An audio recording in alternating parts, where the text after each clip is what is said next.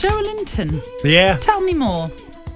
Why? Well, the fact is, when you first saw Joelinton and he's Brazilian, you were expecting so much flair, so much of technical ability, and it just didn't work out. No. He just looked so far off a centre forward, couldn't buy a goal. And I've watched him develop this year. And I say that because I've watched him twice live.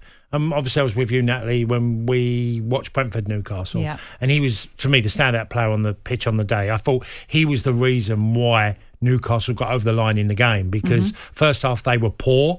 He was their best player. Second half, okay, substitutions happened and Isaac and Callum Wilson started to develop. But he, for me, stood out how accomplished he was as a midfielder. Yeah. He's 6'3", 6'4".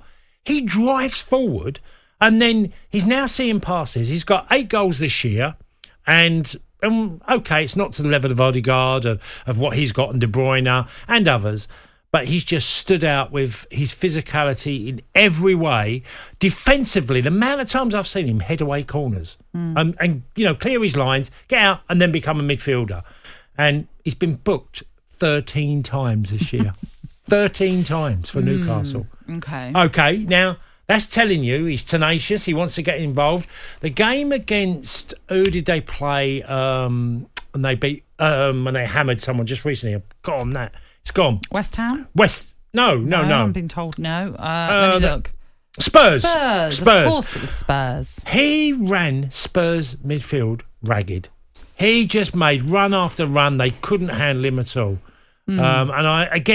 Look, I said to someone, if he wasn't, look, there's load of candidates. You could name a number of Brighton players, a number of Arsenal players, a number of a couple of Brentford players. I'd say a couple of Brentford players. You could name a good few who have absolutely stood out this year. We do know about this reinvention of him, and it has been absolutely fantastic, because when you consider when he first came in, he didn't do a great deal, unfortunately, for Newcastle at that time, but something has happened with Eddie Howe where they've decided to change his role, and he has been absolutely brilliant. I think you're right to pick him out as a standout player for Newcastle, but why would he be your player of the season?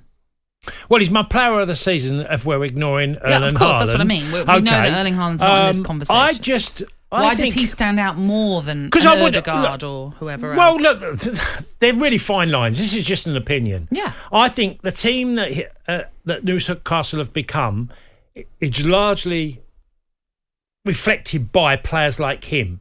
Now, Guimaraes has played really well. Isaac's done well a part of the season, and you can name many others at Newcastle, the Botman in defence and Pope in goal.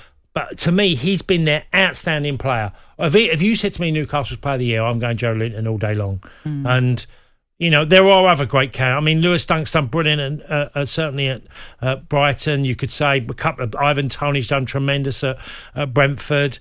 Arsenal have got Odegaard, Saka, Martinelli.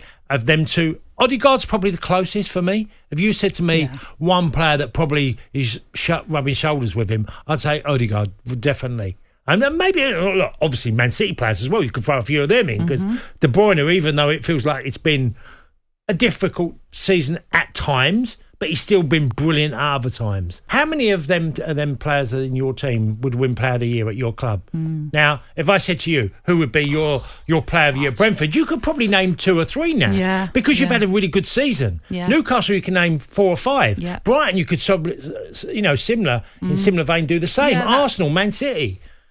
Absolutely, which goes to show how good a season you're having, because it's so difficult to pick. When you can't name one, I go, tell me Chelsea's player of the season. And you go, that tells you. That's telling you why they're in the position they are, because too many have fallen short.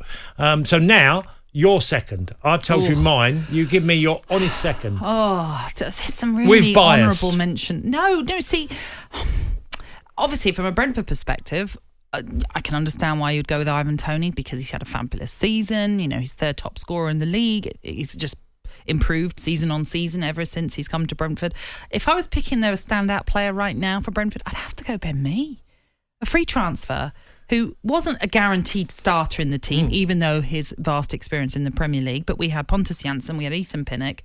But Ben Mee came in, started the first game against Leicester and has never looked back and has never been out of the team because it's been a fight for everybody else to get in around Ben Mee. His partnership with Ethan Pinnock has been fabulous. So Ethan Pinnock even deserves an honourable mention as well, because we talked about it already. They stopped Erling Haaland in that game at the Etihad. So if you can stop Erling Haaland, I think you deserve all the plaudits you can give them.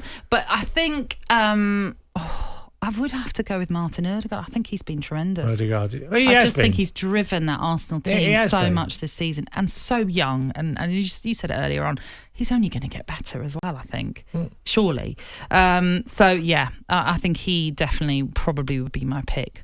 Although that could all change come the end of the season. You never know. Someone, who knows? I'm glad a few others have mentioned Ødegaard, Andrew being one as well. But I should also say, a couple of people have said Harry Kane. Yeah, maybe, absolutely. He scored 24 Premier League goals in a terrible Tottenham team. So he's still doing the business for a team that's not necessarily delivering. Well, he's definitely Tottenham's Player of the Year. Mm-hmm. That's for sure. There ain't many candidates, but he's definitely the one. Yeah. Well, Teddy's Grumps, as he's called on Twitter, agrees. He thinks Harry Kane. For whatever reason, he says, remember, outside Spurs official, he's not rated at all. I don't believe that for 1 second, because we all, I think, rate Harry Kane. It's just this season, Tottenham aren't doing very well, so it's very difficult to big up players in that side. But, of course, when you look at the Premier League goal-scoring record, phenomenal. Yeah, and he has had an excellent season, Harry. Yeah. You know, he's outscored seasons before, and this one's been a really good one for him.